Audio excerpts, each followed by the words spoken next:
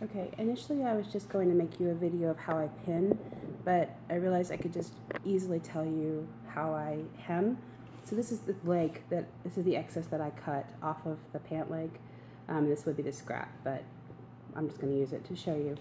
So basically, when you hem, you have measured how much you need to take the pant up, and leave yourself about 1/4 of an inch beyond that. So if you say, like, when you put these pants on, you say, oh, these pants are 3 inches too long, then I would take 2.75 inches off, leaving yourself 1/4 of an inch longer than you anticipated, because for whatever reason in the sewing process, I always lose 1/4 of an inch, but that's just me. I'd rather leave a little extra and have to redo it than take too much and have high waters. So I use this tool for when I do my ironing, so I know exactly where my line should be, and ironing is the first thing you should do before you pin. So if I were gonna hem this, let's just say this piece here, I wanted to hem it by 1 inch, then I would just use that inch mark to fold my line up to, and then iron right over it. So I'm just going to do that real quick. And I find in pinning and in ironing, the easiest place to start is on the side seams of the pants, because it gives you a sort of a visual to know if you're folding it up straight or not. Because if you see on the side seam, when you fold it up, you can match up the lines to see, like, oh, am I folding it up straight?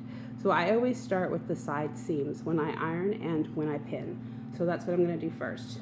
So let me lay this. I'm going to fold it up to my 1 inch mark right there, and then I can put my iron right over the middle and just give it a nice mark.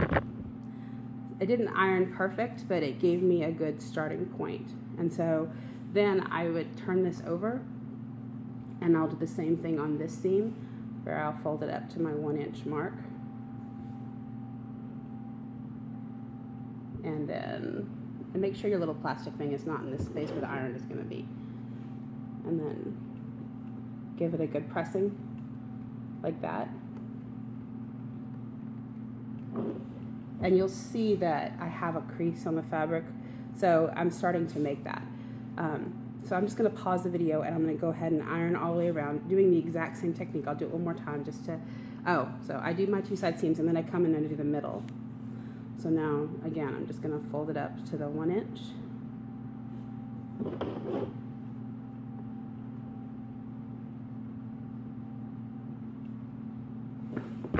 And then I'll flip it over and do the other middle. And what I'm doing is I'm kind of turning the pant leg as I flip it up, so that I'm not ironing over the iron crease I just made on the other side, if that makes any sense. You just kind of don't want to straighten out any creases you already made. Okay, so now I have my 4 main creases. I have my 2 side seam creases, and then I have the middle on each side. So that's going to make everything easier from here on out. And for me, it's easier to do it this way, where I'm just turning it up. Oops, sorry. So what you can do now, be a lot easier on a pair of pants, is you can kind of cuff it, because you made those creases on your side seams and your center seams. When you cuff it and pull it, you see how it kind of naturally just goes.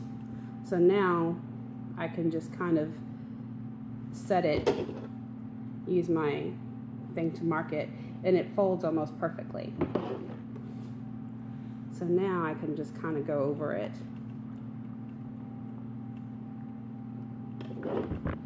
on both sides. So I'm just going to check it here to make sure, and yep, it just, because I had already done that corner, it just sort of naturally takes on the measurement. And then I'm just going to flip over the piece to make sure that the other side is coming in, checking again here, and it's at my 1. So now I just need to make sure to get this there and it's there. And then here. Yep, okay. So, all right. So now I've pressed it. And give it a good pressing, good steam. All right, the pinning. Pinning is gonna be exactly the same as ironing was. And this is the easiest way I've found to avoid puckers. And that is to start, again, with those side seams, line it up. So I'm gonna be sewing right here. So I'm going to pin, sorry, there we go. Okay, so I've lined up my side seam. So I have my nice straight line. And I am going to pin just below it, like that. So this is where I'll be sewing, and that's where I'm putting my pin. So I pin that side seam. Now let's go to the other side seam. And again, we're matching up those lines so that when I pin it, I know that my fold is straight. And I'm pinning just below it. Okay, so that's what I've done. I've matched up the lines, and I'm feeding my pin this way into it so that when I sew, I will sew over this part of the pin and not the head of the pin. So now I've done my two side seams, I can go to the middle. So from side seam to side seam, sort of pull your pant. You'll probably be doing it from this direction, sorry, because this will be your pant up here. So you pull from side seam to side seam, pull it, and then you can just kind of hold the middle in place, and you will pin going up towards where you're going to sew.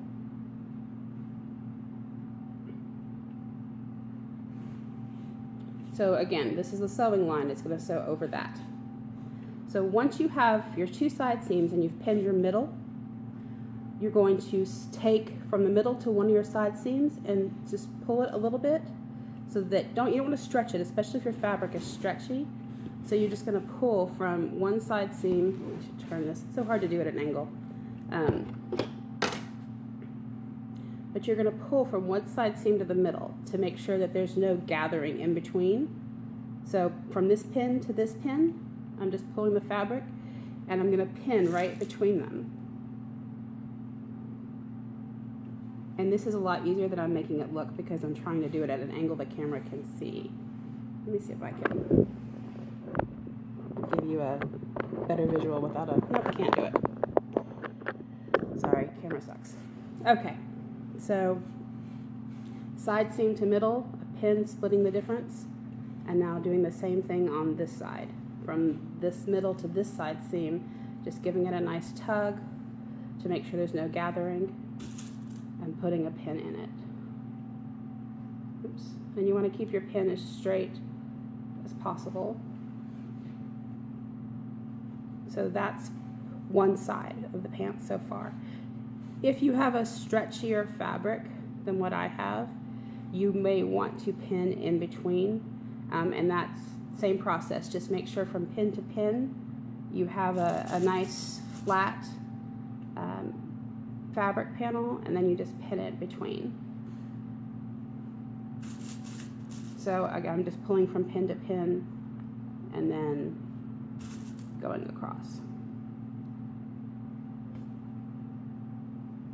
I don't do my last pin. You would do this all the way around the pant leg, but that's probably the most pins you're going to need. You shouldn't need any more spacing than that to prevent puckering. And again, you would do this on both sides, go all the way around. So I'm going to just do that, and I'm going to show you how it sews so that you can see, and that I don't have to pin all the way around. So hold on. Okay, so now that I'm ready to sew my pant leg, the first thing you want to do is you're going to want to pull this little tray off of your sewing machine, because that will give you more space for the pant leg to wrap around. And then you're going to want to thread your sewing machine. Hold that thought. Okay, sewing machine now threaded. All right. So the sewing process is going to start from one of your side seams, and you just do what you would normally do. Start your stitch. I lost my foot pedal. Okay, you're going to start your stitch and then do a little reverse stitch to lock it in. Seriously?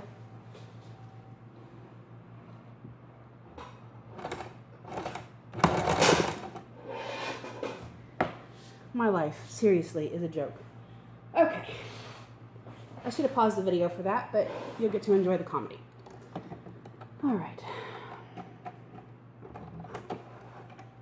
So, now I do have to pause the video. Okay, sewing machine threaded, pedal within reach, and now ready to show you how to sew. All right, so you've pinned your hem going up. So this is your pant that you would have up here. So you've pinned it up, and your pins are going to be, the pole of your pin is going to be in your sewing space. So once you load your pant onto your sewing machine, and you can do it, you know, either however you choose to load it. Obviously, this is how you would load it. So just ignore the fact that I pre-sewed part of this by mistake. All right, so this is how you're going to load it, because your pants leg would go in this way, and I'm a little scattered. This whole hurricane thing is just eating up too much of my time. So, all right. Start your sewing again on the side seam.